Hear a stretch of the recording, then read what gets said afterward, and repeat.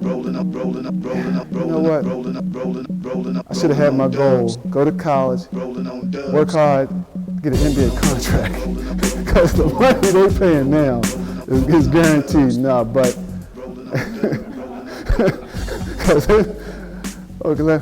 okay, that's over. No, but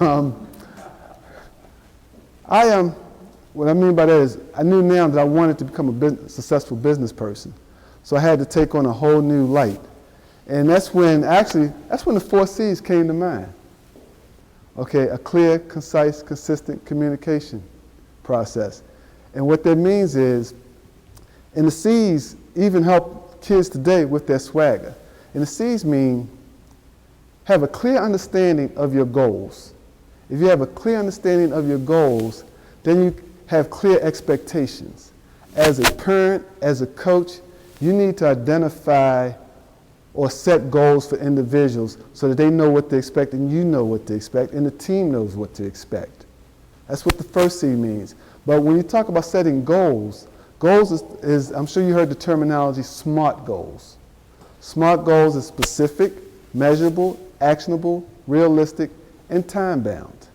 Now, if I look back on it, okay, going into my sophomore year, I wanted to start. So what were my goals for that summer? To become a starter. So that was pretty easy, okay? And that goal was by when? By the time the season started. So that was the goal, to become a starter. Now, I had my goal set, so that's my expectation. But then it came down to where I needed a concise, what I consider action plan, okay? An action plan is basically directions on a piece of paper that'll help you achieve your goal, which means now you have concise implementation. The best way I can describe it for you is this. I had a neighbor, and this was before the navigation system came out. We were about, I'm not going to overage myself, but I was about 24, 25. My neighbor decides to go on a field trip. So they pack up the bags, they get in the car, they're taking off. And because he told me so when he came back because he was upset. He leaves his map at the house. So now he's an hour and a half into the trip. He hasn't reached his destination yet. So when he looks and sees he doesn't have his map, he's not concerned. He says, no problem, he'll just keep moving forward. This trip should have only taken 2 hours.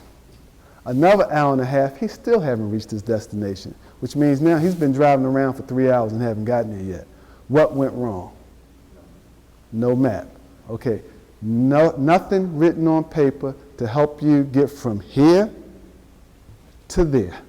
And that's where the goal is. How do I go from here to there? And you should have it at least written down somewhere, somehow, okay, to tell you specifically what you need to do that summer. All right? I need to bulk up and I need to increase my endurance. I knew that. So how was I planning on doing that? One, going to the weight room, certain amount of time, doing certain drills, certain exercises, etc., eating right, eating properly, so on. And how was I going to build my endurance? Other than running just miles, put in some hard cardio, wind sprints, carry some weights around with me while I'm running and so on. But my point is, that was written on paper. And the reason it was written on paper is so that I could also measure myself as I move forward. Now, the next C is consistent. Consistent means your work ethics and your training. That's a tough one, okay, because the only way I can describe this is consistent is really consistent execution, and it means hard work. It is simple as that.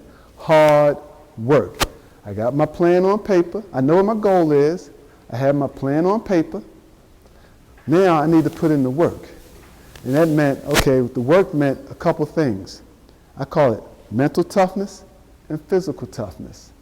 I really didn't know what toughness meant until I got to college, because you always hear people talking today, talking about, oh, they really tough, they mentally tough, they physically tough, etc., so on. Okay, to me, it didn't mean taking a hit or being able to get a hit or having the endurance to run, you know, a mile, 2 miles, etc. What it meant to me was being challenged to be better today than yesterday, That's toughness, okay? It's easy to say, I'm going to do this today, and then next thing you know, tomorrow, you're going to do the same thing the day that you did yesterday, but you're not getting better. You have to get, toughness is getting from here to there, but challenging yourself. But when we talked about the mental toughness was about learning something new every day. How do you prepare yourself to learn something new every day? Because the most important muscle that an individual has is their brain. Okay, you need to use your brain. And I know about the philosophy, work smart, not hard. I think it goes hand in hand. Okay, you work smart to maximize your potential. Okay, you work smart at looking at film. You work smart at possibly talking to someone whom has a better skill set in that area than you do. You work smart by asking others for advice. You work smart by reading the newspapers or magazines to see what's going on. And I say that because as a coach and as an adult, you need to continue to work smart and learn things so that you can pass that on to whoever you're coaching or to your child or to any young person that's in the world today that you encounter. Now the physical toughness, to me, was easy. Okay, physical toughness was not about how much bench presses I could do or leg presses. To me, physical toughness meant taking care of my body to the best of my ability. That's what physical toughness is to me. It means when I wake up, am I eating the right thing?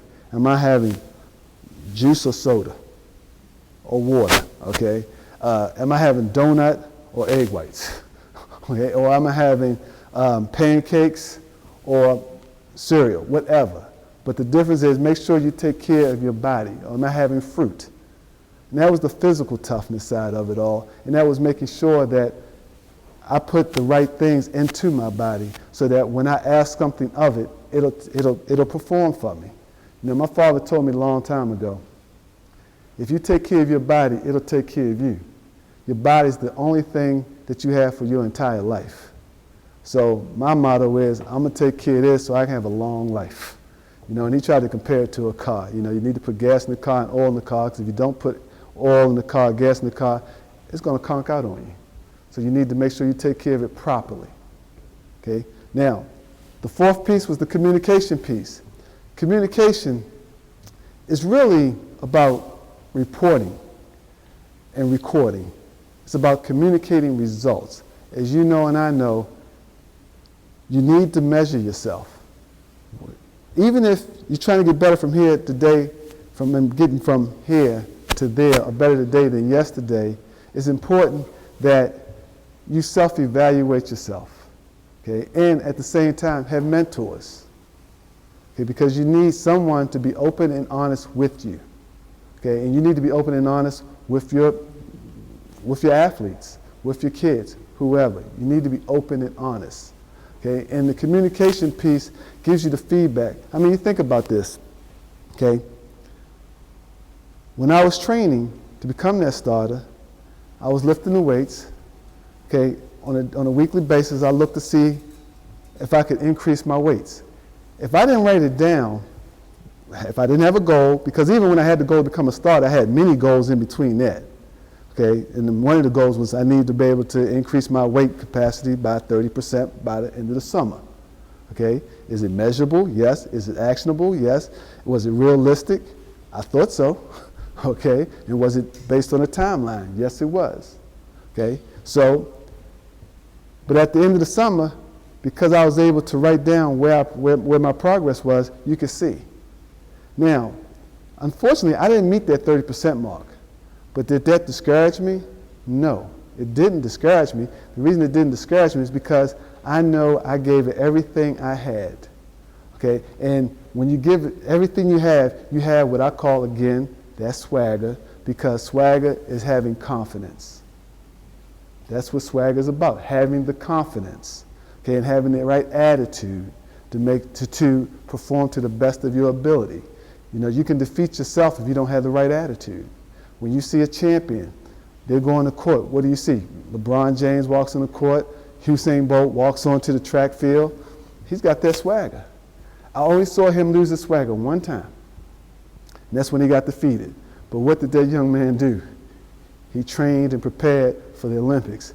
And guess what he did at the end of the Olympics? He walked across that stage getting that gold medal. And now he has that swagger back. And when you have that swagger, people have a tendency to either admire you or be intimidated. Okay? And I don't think you should have swagger to intimidate anyone. Not at all. Okay? Your swagger is just a vote of confidence. Your swagger is also to help attract others to you. Okay? And that's what swagger is about. Now, as we talked about, a winner is someone that's motivated to improve themselves or their situation. Okay? A champion is someone that maximizes their potential. The way you go from being a winner to a champion is developing their swagger.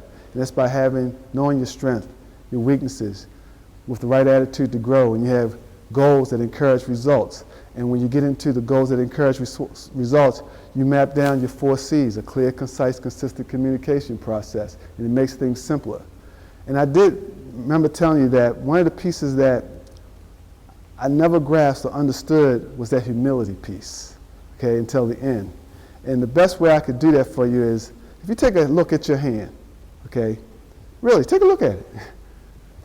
No one else in this universe has your fingerprints. No one.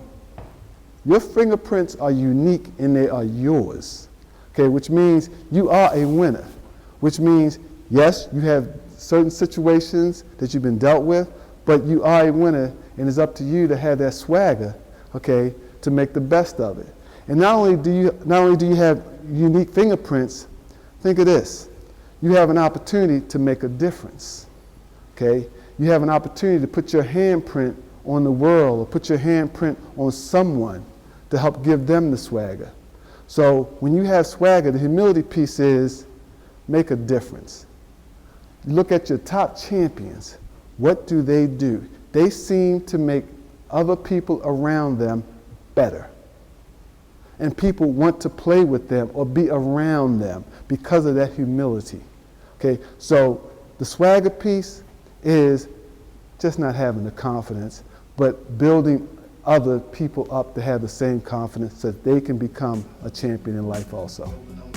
Thank you.